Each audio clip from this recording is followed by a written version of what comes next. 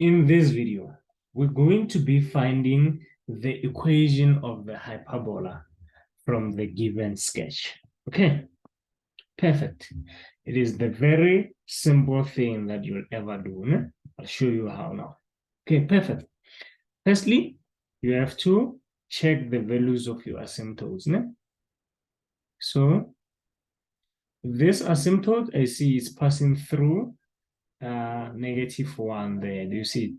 So here I know I have x equals to -1, right? Okay. And then this y asymptote is passing through y equals to 3 there. So here I know I have y equals to 3. Right, let me reduce the size of this, maybe to there.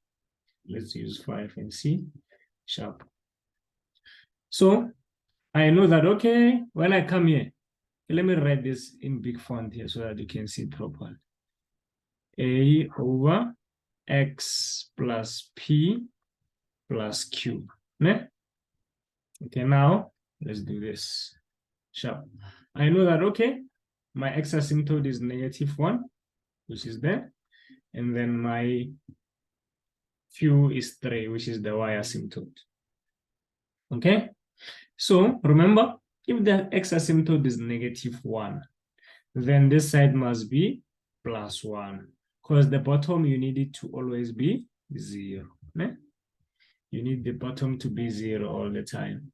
So far I can see that therefore P is going to be 1 and Q is going to be 3, right? And then therefore, so far my graph looks like this. Y equals to A over X plus 1, and then plus 3 there, right?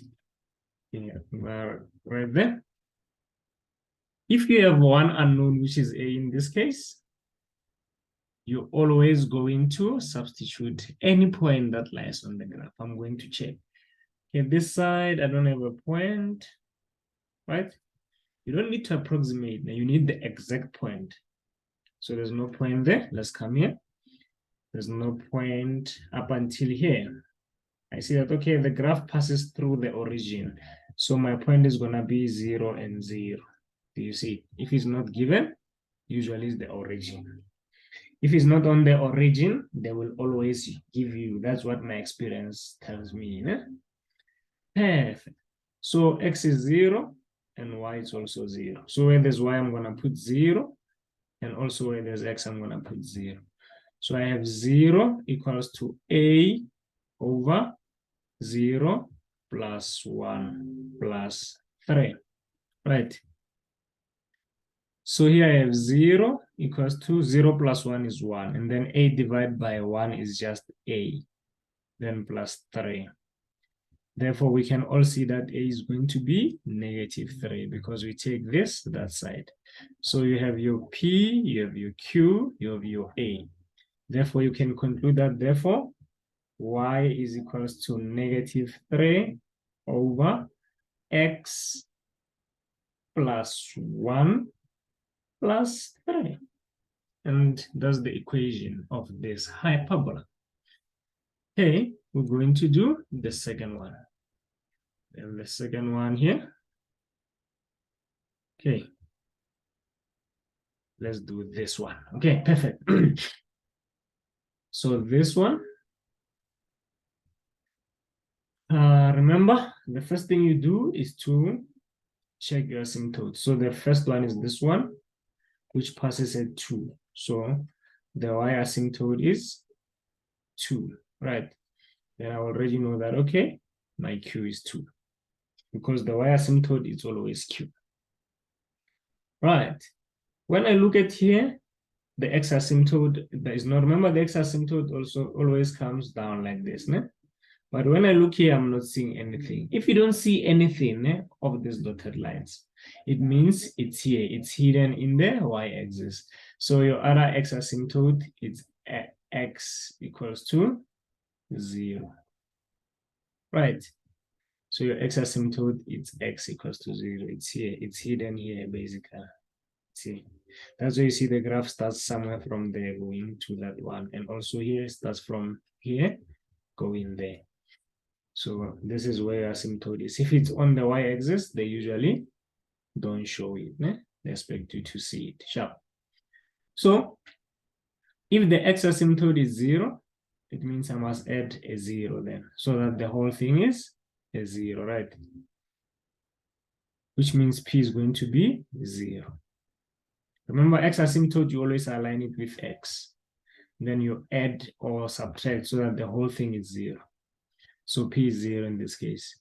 Therefore, so far I have p equals to 0. I have q equals to 2. So I can substitute into my function, which is y equals to a over x. I'm not going to say plus 0 because p is 0, then plus 2 there, right? Remember, always after substituting p and q, you need to find this letter here, which is a in this case, right? Sharp. And then if I have one unknown, I can easily substitute a point. In any function, if I have one unknown, I always substitute x and y in their own positions. Sharp. So I'm going to look for a point. Here, there's no point. So let's come this side. We have a point here, which is the x-intercept, right? Remember the x-intercept, your y is 0. So your point is this. X is 2, y is 0. So where there's y, I'm going to put 0 equals to a over 2, which is my x, plus 2. And then you take the plus 2 on the other side. So when I have negative 2 equals to a over 2. To get rid of this 2 so that a can remain alone, you multiply by 2 at the top both sides. So this side is negative 4. And then this cancels that. Then a equals to negative 4. So you have your p, your q, and your a. You can easily write your function. Therefore, your final function is going to be, your a is negative 4. Your x is, okay, your p you don't show, remember, because it's 0. Then your q is 2. And that's how your hyperbola is going to be looking like. Right, ladies and gents.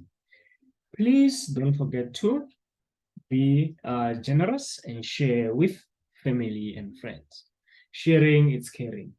And also leave a subscription button and a short comment there if you have something positive or you feel like I need to improve something. Anything that you really need to say, you are welcome to say under the comment section, because your comments help me to improve and make better videos for you guys. Thank you very much. Salute. Aluta continua. Tango.